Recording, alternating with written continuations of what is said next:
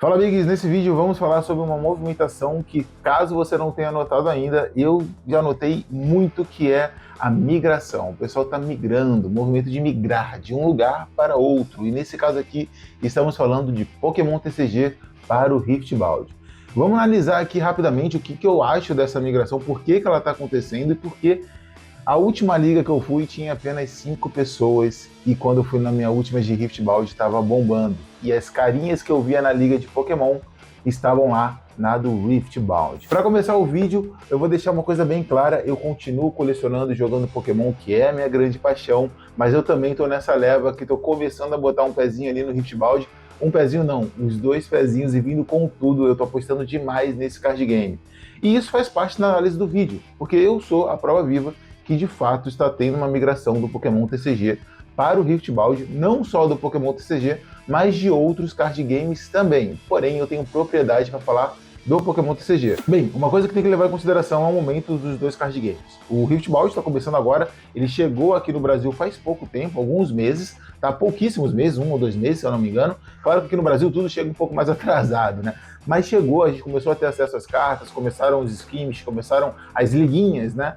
O Nexus Knight dentro aqui do território nacional, e o momento do Pokémon TCG. Então a gente precisa analisar primeiro isso, o time. Como é que tá o time desses 2 card games? Rift Bound é novidade, então tem um hype da galera, e isso com certeza já atrai muita atenção, certo? Isso é um ponto extremamente positivo, é extremamente hypado, é um universo muito rico, que já já a gente vai falar sobre isso, certo? Mas o time que o Rift Bound entra aqui é um time muito interessante a favor dele. Já o Pokémon TCG está num time muito ruim, porque a gente está naquele limbo de rotação, né? De pré-rotação, as cartas vão sair, e não é uma rotação tão simples, é uma rotação que não vai mudar muita coisa, é uma rotação que vai estar mudando muita coisa no meta do Pokémon TCG. Então muita carta que todo mundo é muito fã, muito deck que todo mundo é muito fã, decks que estavam sempre topando nos torneios de Pokémon TCG vão cair nessa rotação, então é uma rotação bem delicada. E nesse momento de limbo, você tem a galera que sempre jogou durante anos com um deck que ele vai cair, então a galera começa a dar aquela brochada, porque o deck que ele gosta tanto vai estar saindo, ele vai ter que achar um outro deck, ele vai ter que investir uma grana para fazer um novo deck. Então esse limbo do Pokémon TCG é um time muito bom a favor do Rift Bound, porque tem essa questão da rotação, a galera tá meio saturada do jogo.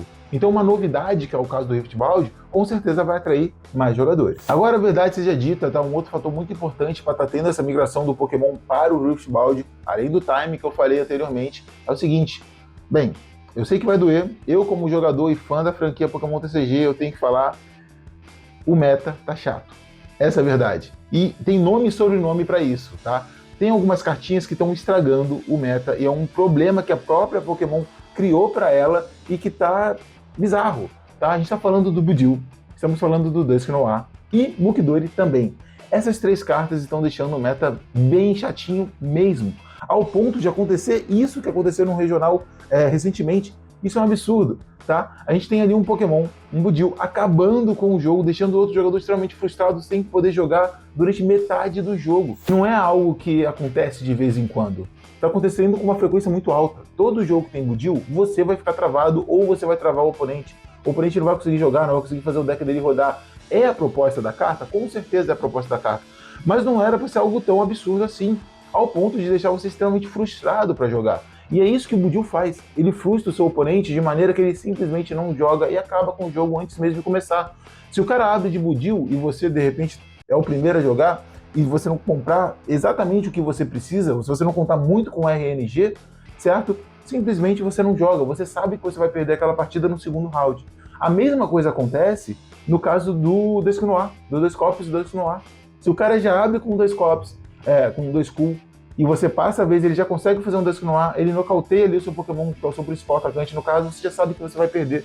Então hoje o meta, por conta dessas cartas, simplesmente está mostrando que você perde o jogo no segundo round, terceiro round, você já sabe o resultado, tornando o jogo extremamente frustrante. Ah, mas você também pode jogar com essas cartas, não tem problema. Sim, você pode jogar com essas cartas, mas para a grande maioria não é divertido, certo? Então a diversão não está sendo legal no Pokémon TCG no momento por conta dessas cartas. O Munkidori também ele desequilibra bastante o jogo, mas o Munkidori, ele embora seja uma das fontes dessa chatice do Pokémon TCG, ele ainda é driblável, entendeu? Você consegue estar colocando ele para trás, o jogo ainda acontece com ele, embora ele seja realmente uma carta muito forte e que está trazendo aí um desequilíbrio muito grande, né, para o meta. Tanto que praticamente os baralhos que rodam hoje no meta, que estão na frente do meta, tem que ter pelo menos o Destoar, ou tá com o Dil, ou os dois, tá? Tem o Mukidori, ou os dois, ou até mesmo os três, certo? Então essas cartas, sim, há um problema para o Pokémon que ela vai ter que lidar, tá? E ela tá deixando o jogo chato na sua maioria das vezes.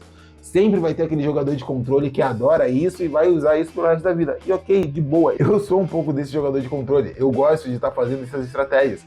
Mas a verdade é que para a grande maioria não é legal, não é convidativo e é extremamente frustrante você perder o jogo, saber que você vai perder o jogo no segundo ou terceiro round. Não é legal e está sendo bem chato. E isso, obviamente, favorece a novidade, o Rift Wild. Isso faz com que a galera queira dar um tempo no Pokémon. Porque além de estar essa questão de estar saturado, vai rotacionar e ainda está chato. Então a galera vai para onde? Para a novidade. E aí nós temos o Rift Wild que, pelo amor de Deus, é uma grande novidade. Isso faz com que a galera realmente vá para algo novo. Algo novo e divertido. O Rift Wild, para quem é jogador de Pokémon, é um outro universo, tá? Para quem já veio do Magic, do One Piece, consegue até reconhecer algumas mecânicas. Já no Pokémon, não. Essa questão de você ter uma interação muito forte no turno do oponente, isso é algo de explodir a cabeça pra gente que sai do Pokémon, tá? O Pokémon tem o meu round, você tem o seu, vai ser tudo muito limpo, muito claro. Já no Rift Wild existe aquele caos, você não sabe se o cara vai conseguir usar alguma reaction, alguma ação no seu turno que vai te prejudicar, se ele vai conseguir pontuar no seu turno.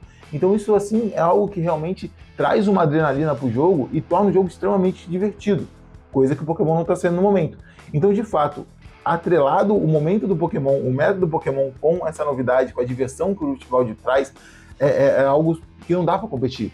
E é normal, muito normal, a galera que está aprendendo o Rift Wild, quando aprende a jogar, começa a rodar os seus primeiros decks, cara, a mente explode e você só quer jogar aquilo o tempo todo.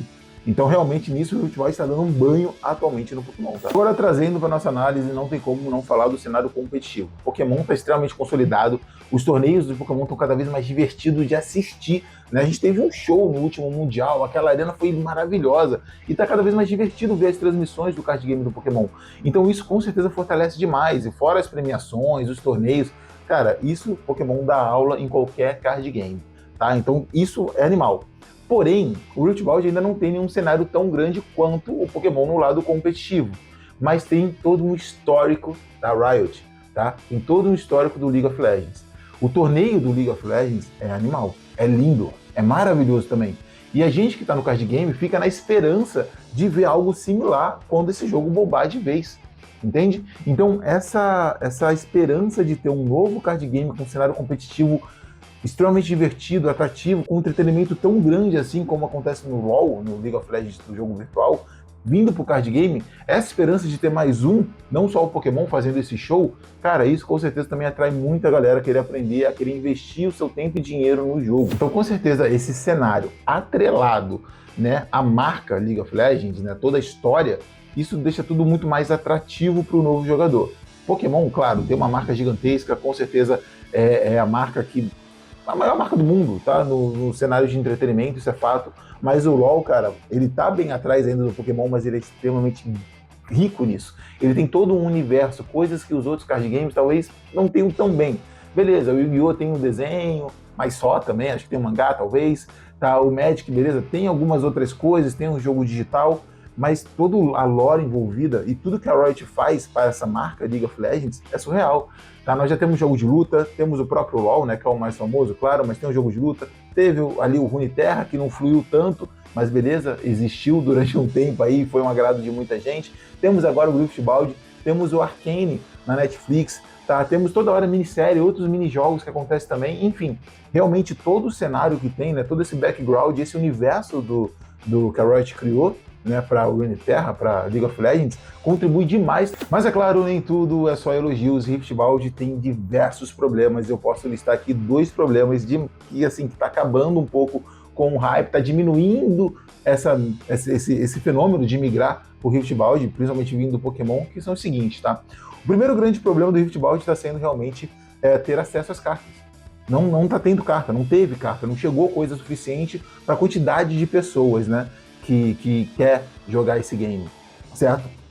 Então isso com certeza é um grande problema que está tendo, tá? As cartas estão extremamente caras, cartas comuns, incomuns, estão custando 200, 300 reais, coisa que no Pokémon é muito mais acessível, né? É muito mais tranquilo você montar um deck hoje. Por exemplo, eu fiz um vídeo aqui, que eu vou deixar em algum lugar aí desse vídeo, ou vai estar no canal, assiste lá, tá? Que é o da Jinx, mostrando o deck da Jinx, que não é um deck meta, mas mesmo assim é um deck que você vai gastar pelo menos aí uns 500 reais para montar, 600 reais para conseguir montar esse deck.